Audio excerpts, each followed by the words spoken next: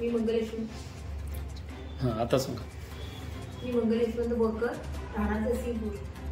माझी मुलगी प्रतीक्षा यशवंत बोरकर संजय गोडात युनिव्हर्सिटीला शिकत होती. एरोनॉटिकल इंजिनिअरिंगला लास्ट इयरला होती. तर माझी मुलगी ही माझ्या आईकडे म्हणजेच तिच्या आजीकडे ती राहत होती आणि ते राहत असताना तिच्याकडे रात्री 8 ते 8:30 दरम्यान एक लेडीज 2 जेंट्स घरी आले होते. त्या बाईचं नाव सांगितलं, पाटील असं नाव सांगितलं आणि माझ्या मुलीला बोलत होते की तुम्ही, ती बाई जी आलेली होती ती म्हणत होती की मला प्रतीक्षाला भेटायचं आहे. माझ्या आईला बोलायला लागली. आई बोलली मला आणि ती बाई बोलली की प्रतीक्षाची मी मैत्रीण आहे. तर आई बोलली आमची की तुमच्या वयात आणि माझ्या मुलीच्या वयात खूप अंतर आहे, तुम्ही माझ्या मुलीची मैत्रीण कशी असू शकाल. तर ती बाई बोलली की नाही, मी प्रतीक्षाची मैत्रीण आहे आणि प्रतीक्षाला बोलवा. मग प्रतीक्षा घरी नव्हती, ती दुकानला गेली होती.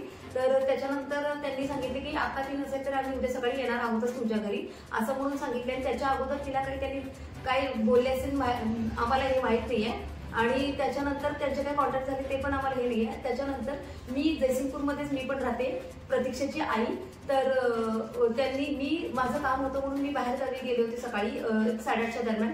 तर माझ्या मुलीने दुसऱ्या चावीचा केलीचा एक बंच आईच्या घरी मी ठेवला होता. तो घेऊन येऊन 8:30 नंतर माझी मुलगी इथं माझ्या घरी आली. तिथे मी माझ्या घरी मी आणि माझी लहान मुलगी राहतो. तर तिथे येऊन आम्हाला माहित नाही की माझी मुलगी घरी आलेली. आणि आम्ही म्हटलं दीदी, माझी लहान मुलगी म्हटली, आम्ही 12:30 ते 1:45च्या दरम्यान आम्ही परत आलो. त्याच्यानंतर आम्ही पूर्ण समोरचा दरवाजा ठोठावला तर तो काय उघडला नाही. आम्ही मागच्या दरवाजातून आतमध्ये आलो. तर मी वॉशरूममध्ये गेले आणि माझी लहान मुलगी ड्रेस चेंज करण्यासाठी बेडरूममध्ये गेली. बघते तर माझ्या मुलीनं पूर्ण दोरीला गळफास लावून आत्महत्या पूर्ण करून घेतली होती. आणि या जे आत्महत्या केली या लोकांची आम्हाला परत आता नावं समजलेली आहेत. यांची नावं आहेत त्या ती सुसाईड नोट लिहिली होती, त्याच्यामध्ये शुभम पाटील असं नाव लिहून त्याचे मोबाईल नंबर दिलेले आहेत.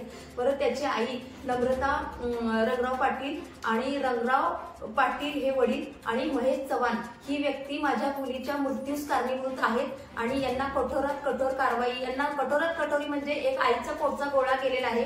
मी एक विधवा बाई आहे. मी विधवा बाई असताना सुद्धा मी माझ्या मुलीला एवढं हायर एज्युकेशन दिलं होतं. तर आज माझी एक मुलगी गेली, अशा कितीतरी मुलींचं हे जाऊ शकतो. तर तुम्ही माझ्या मुलीच्या मृत्यूस हे लोक कारणीभूत आहेत. यांना लवकरात लवकर अटक झाली पाहिजे. अजून त्यांना अटक झालेली नाहीये.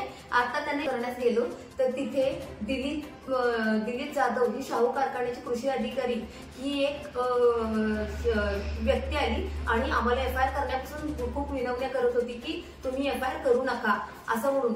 आणि पण आज माझ्या मुलीचा जीव गेलाय आणि त्यांनी आम्हाला विनवण्या करताय. त्याच्यानंतर आम्ही FIR केल्यानंतर सुद्धा अजून मारेकरांना माझ्या मुलीला जे मरण्यास प्रवृत्त केलं त्या लोकांना अजूनही अटक झालेली नाहीये. कितवा दिवस आहे आजचा? 4था दिवस. आज मुलगी जाऊन आज माझा 8वा दिवस आहे. बरं, तुम्ही जी शाहू कारखान्याचं नाव सांगितलं, कागलला शाहू कारखाना आहे, तिथला कृषी अधिकारी आहे, त्याचं नाव काय? दिलीप जाधव आहे. ते आलते तुमच्याकडे? हो, ते आले. काय म्हणाल ते? तुम्ही जरा थांबा, तुम्ही काही हे करू नका, जरा थांबा असं आम्हाला म्हणजे FIR करू नका, आपण बाहेरल्या बाहेर मिटूया असं त्यांचं म्हणणं होतं का? असंच त्यांनी वापरलं. पोलिसांकडे ह्या सगळ्या प्रकरणामध्ये, प्रतीक्षा बोरकरच्या आत्महत्या प्रकरणामध्ये आई म्हणून तुम्ही किंवा बहीण म्हणून तुम्ही, आजी म्हणून तुम्ही, काय तुम्हाला पोलिसांनी सहकार्य केलं काय या 8-9 दिवसात? अजून आम्हाला जसं पाहिजे. अजून पहिली गोष्ट मुलगीला जे मरण्यास प्रवृत्त केलं ते लोक अजून अटकच नाही. तर त्यांनी सहकार्य केलं असं आम्ही कसं म्हणू शकणार? बरोबर. मग तुम्ही मगाशी बोलत म्हणला की आदल्या दिवशी रात्री, आत्महत्याच्या आदल्या दिवशी रात्री आज तुमच्या मुलगी आईच्या घरी म्हणजे प्रतीक्षेच्या आजीच्या घरी एक महिला 2 पुरुष आले. त्यांची नावं आता क्लिअर झाल्यात. नम्रता पाटील आहे, त्या नम्रता पाटीलचा नवरा आहे आणि त्यांचा मित्र कोण असेल तो आहे, बरोबर ना? त्यांनी तुम्हाला बोलले की आम्ही दुसऱ्या दिवशी सकाळी येऊ. मग ही पोलिसांना तुम्ही सांगितलं का ही सगळी घटना? हो, सगळी सांगितली. मग त्याच्यात धमकीची घटना नमूद केलेली आहे का नाही? ते आता त्यांनी धमकीचं त्यांनी त्याच्यात हे नाही केलेलं, नमूद नाही केलेलं. का बरं केलं नाही? तुम्ही विचारलं नाही त्यांना?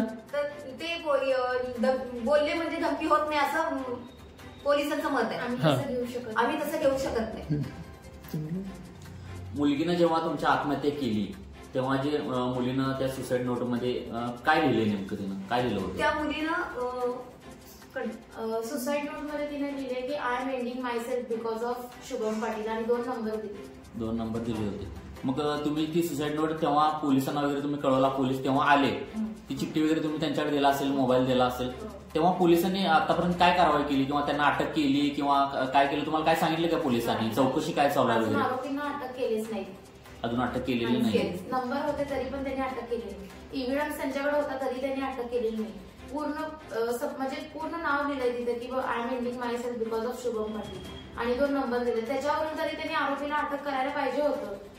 ही जी घटना घडली मुलगीच्या बाबतीत तुमच्या, याबद्दल तुम्हाला काय आधी काही माहिती होतं का? नाही, आम्हाला बिलकुलही माहित नव्हतं. आम्हाला या सगळ्या गोष्टी झाल्यानंतरच समजलं. तुमच्या मुलगीला जे आदल्या दिवशी जे आले होते काही लोक, त्यांनी काय तुम्हाला धमकी वगैरे देण्याचा प्रयत्न केला का तेव्हा आल्यानंतर? धमकी दिला. आता ते आई नाही, मला दिले का धमकी? मला नाही दिलेली, पण आईच्या, कारण मुलगी माझी आईकडेच राहते त्याच्यामुळे ते आईलाच बोललेले आहेत तिथं. पण ऍक्च्युली आज मुलगी गेली तर त्यांनी येऊन माझ्याशी बोलायला पाहिजे. मी आज मुलीची आई आहे, माझी आई अडाणी आहे, म्हणजे प्रतीक्षाची आजी पूर्ण अडाणी आहे, ती काही शिकलेली नाही. पण यांनी येऊन मला बोलायचं सोडून, प्रतीक्षाच्या आईला बोलायचं सोडून त्या आजीच्या घरी का गेले याचं आम्हाला उत्तर हवंय.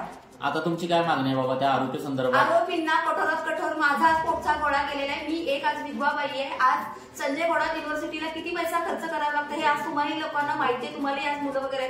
तर माझी मुलगी गेली, मला माझी मुलगी पाहिजे. पुढचं समजा तुम्हाला न्याय नाही मिळाला तर तुमचं पुढचं स्टँड काय असेल या तुमच्या प्रतीक्षा बोरकरच्या मला आम्ही वरच्या लेवलला जाऊ, परत आम्ही उपोषणाला वगैरे बसू. आम्ही काय करणार आहे ते आता आम्हाला पहिली गोष्ट तुम्ही सहकार्य, पोलिसांनी आता मला सहकार्य केलं पाहिजे. नाही केलं तर मग आम्ही ते काय करायचं ते आम्ही करूच आमच्या लेवलने. म्हणजे तुमचा सरळ सरळ पोलिसांच्यावर आरोप आहे की मुलगी जेव्हा तुमची आत्महत्या केली त्याच्यानंतर आज 8 दिवस होत आले तरी पोलीस चालढकल करत आहेत. त्या आरोपींवर कारवाई करायला पोलीस तयार नाही. तर करायला हवं ना. तुम्ही आमच्या एफआयआरची वाटच नाही बघायला पाहिजे होती. सुसाईड नोट तर तुम्हीच दाखवली, आम्हाला पोलिसांनीच दाखवली ना.